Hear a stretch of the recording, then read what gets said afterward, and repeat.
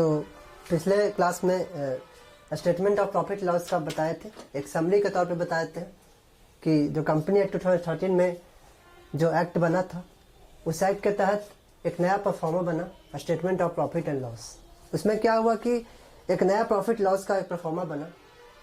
सबसे पहले जितने भी इनकम साइड से आप सोचे इनकम साइड को लिखा, यहाँ पर डेबिट क्रेडिट को हटाया गया, क्योंकि डेबिट क्रेडिट का झंझट है वो ज़्यादा सिंपल नहीं रह पाता, क्योंकि सैलरी का अलग हेड देते हैं, रेंट का अलग हेड देते हैं, तो बहुत ज़्यादा कॉम्प्लिकेटेड रहता है। तो सिंपल बनाने के लिए एक नया परफॉर्मा बना।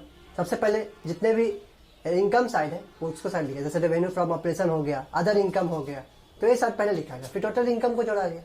फिर उसके बाद जितने भी एक्सपेंस है, जैसे कॉस्ट ऑफ कंज्यूमेबल गुड्स हो गया, कॉस्ट ऑफ इन्वेंट्रीज हो गया, स्टॉक इन ट्रेड हो गया, चेंज इन ट्रेड हो गया, फिनिश गुड्स का चेंज इन स्टॉक हो गया, तो ये सब जो है ये सब किया गया। फिर उसके बाद एम्प्लॉयज बेनिफिट एक्सपेंसेस हो गया, ये भी एक तरह का एक्सपेंस है। उसके बाद फाइनेंस कॉस्ट हो गया, अदर एक्सपेंस हो गया, एमोटाइजेशन हो गया, डिप्रिसिएशन होगा, तो ये सब सारे एक्सपेंसेस को लिखा गया। और उसके बाद जितने भी इनकम है उससे एक्सपेंस को घटाया गया। और उसके बाद प्रॉफिट बिफोर टैक्स है, फिर सरकार को टैक्स दिया गया, उसके बाद प्रॉफिट आफ्टर टैक्स दिया और ये कंपनी का नेट प्रॉफिट हो गया। इसके यही तो परफॉर्मा है, बहुत ज़्यादा कॉम्प्लिकेटेड नहीं, सिंपल है। तो एक क्वेश्चन देखते हैं, क्वेश्चन क्या है।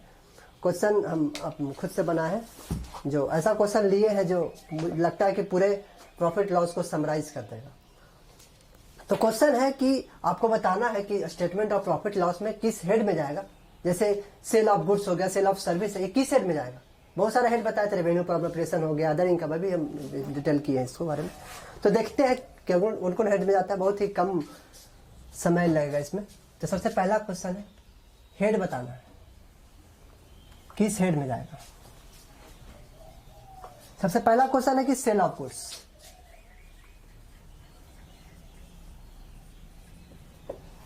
सेल ऑफ गुड्स किस हेड में जाएगा। तो सबसे पहले पता होगा, एक फाइनेंशियल कंपनी के लिए और नॉन फाइनेंशियल कंपनी के लिए, फाइनेंशियल कंपनी के लिए गुड्स सेल कर रहा है तो उसके लिए तो कोर इनकम, कोर एक्टिविटीज है, तो उसके लिए रेवेन्यू फ्रॉम ऑपरेशन में जाएगा।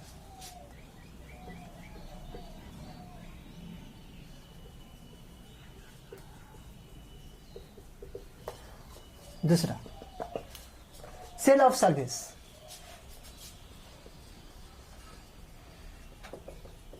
नॉन फाइनेंशियल कंपनी के लिए अगर सर्विस सेल कर रहा है, जैसे एक नाई वाला है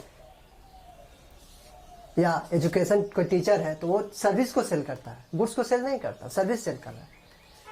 तो वो जो सर्विस सेल कर रहा है तो उसका तो कोर एक्टिविटीज है, उसका तो कोर एक्टिविटीज है, तो रेवेन्यू फ्रॉम ऑपरेशन नहीं जाएगा। आप भी मन में सोच सकते हैं, हमें कमेंट सेक्शन में बता सकते हैं। बताने से पहले, ओपनिंग रॉ मटेरियल,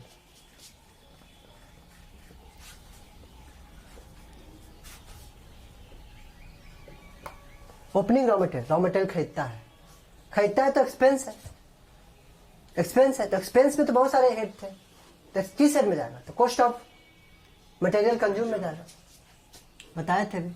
अगर नहीं समझ में आ रहा तो मेरा पिछले वीडियोस देख सकते हैं।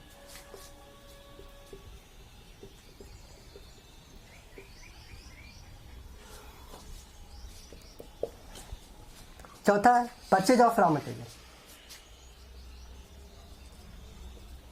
Purchases of raw material, raw material का परचेज वही same, cost of material consume.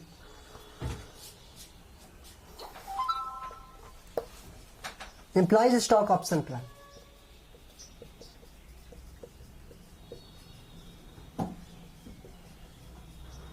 Employees stock option, बहुत सारे कंपनी में एम्प्लॉयज बहुत अच्छा लेवल पे काम करता है, तो उसको स्टॉक दे देता है, कंपनी उसको स्टॉक देता है, बोनस इशू कर देता है, शेयर इशू कर देता है उसको, तो भी एक तरह का एम्प्लॉयज बेनिफिट है। कहने का मतलब सैलरी ना देके उसको स्टॉक दे रहा है, तो कहाँ में जाएगा, तो वो एम्प्लॉयज बेनिफिट एक्सपेंस में जाएगा। जितना भी एम्प्लॉय से रिलेटेड है सब एम्प्लॉयज बेनिफिट एक्सपेंसेस में है। एम्प्लॉयज का मेडिकल एक्सपेंसेस, अगला वही क्वेश्चन है, मेडिकल एक्सपेंसेस करवा रहा है,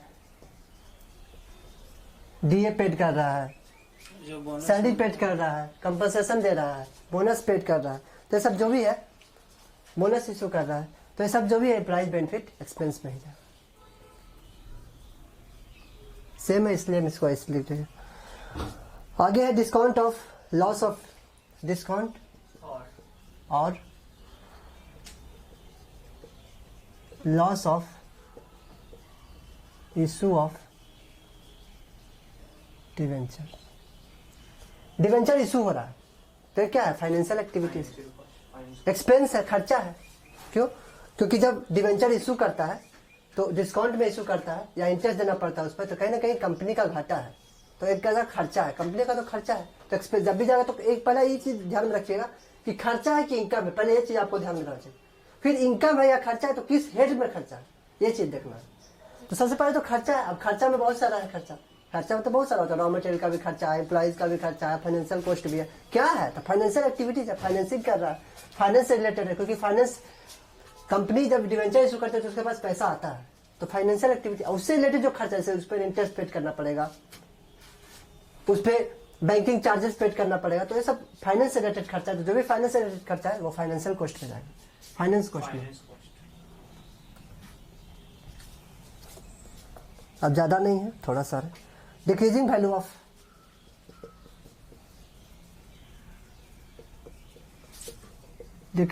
ऑफ पैटेंट। पैटेंट का डिक्रीजिंग वैल्यू हो रहा है।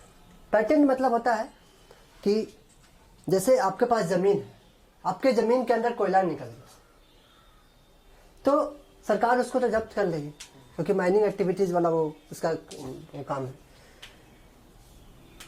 तो आपका तो राइट छीन लिया, तो वो राइट जो छीना उसके बदले आपको कुछ ना कुछ कंपनसेशन मिलता है, उसको कहते हैं पैटेंट। तो पैटेंट का वैल्यू घटता बढ़ता है, पैटेंट का वैल्यू घटता बढ़ता है। जैसे आपका गुडविल है, तो आपका गुडविल कभी कभी घटता भी है, कभी कभी बढ़ता भी है। आपका बिजनेस कभी कभी बहुत ग्रोथ करता है तो गुडविल बढ़ जाता है। बिजनेस अगर धीमा चलता है, लॉस हो रहा है, तो उसका गुडविल घटेगा। तो गुडविल ऐसा नहीं है कि कांस्टेंट रहता है, घटता भी है बढ़ता भी। तो जो घटता है उसको क्या है? वो तो खर्चा है। खर्चा है कौन सा खर्चा है? Non cash expense. एक कैश एक्सपेंस भी होता है जिसमें कैश जाता है, एक ऐसा एक्सपेंस होता है जिसमें कैश नहीं जाता, पैकेट से खर्चा नहीं हो रहा है, लेकिन कहीं ना कहीं आपका वैल्यू गिर रहा है, आपका क्वालिटी गिर रहा है बिजनेस का, तो भी कहीं ना कहीं आपका पैसा नहीं जा रहा है कि नॉन कैश एक्सपेंस है। ये भी कहीं ना कहीं बिजनेस को लॉस दे सकता है। तो ये कहा जाएगा depreciation and amortisation expense.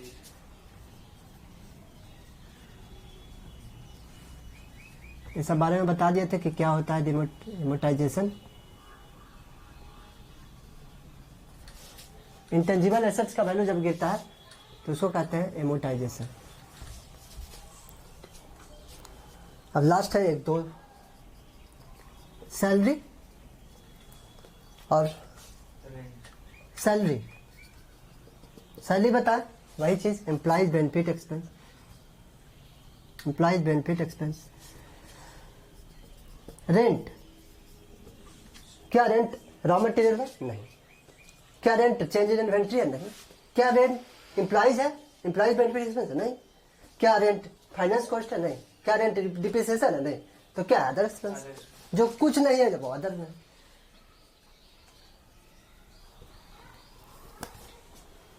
Guarantee charges,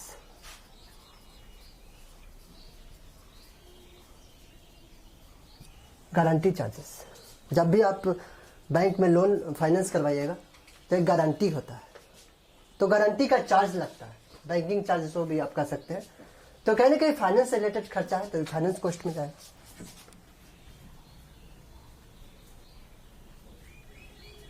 finance cost.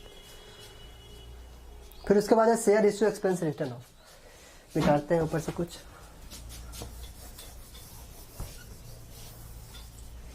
Last है share issue expense written of.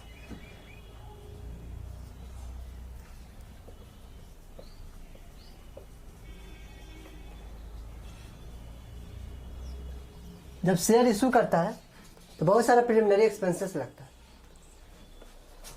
तो जो एक्सपेंसेस लगता है तो वो कैपिटल नेचर का होता है, वो एक साल में रिटर्न ऑफ नहीं किया तो उसको हर साल में बांटा जाता है 10% के हिसाब से। 1 लाख रुपए खर्चा हुआ शेयर इशू करके, जब एक साल में उसको रिटर्न ऑफ करेंगे तो कहीं ना कहीं प्रॉफिट लॉस पे ज्यादा वेटेज पड़ेगा, वो आपका सही नेट प्रॉफिट नहीं निकलेगा, शुद्ध प्रॉफिट नहीं निकलेगा। इसीलिए क्या करती है कंपनी, उसको बांट देती है 5 साल 6 साल में उसको बांट देती है, क्योंकि कैपिटल नेचर का है। तो जो कैपिटल नेचर का उसको बांट देती है कंपनी, रिटर्न ऑफ करती है हर साल, तो वो शेयर इश्यू एक्सपेंस एक तरह का अदर एक्सपेंस है, इसको अदर एक्सपेंस में रखें। और यहाँ पे खत्म होता है। धन्यवाद।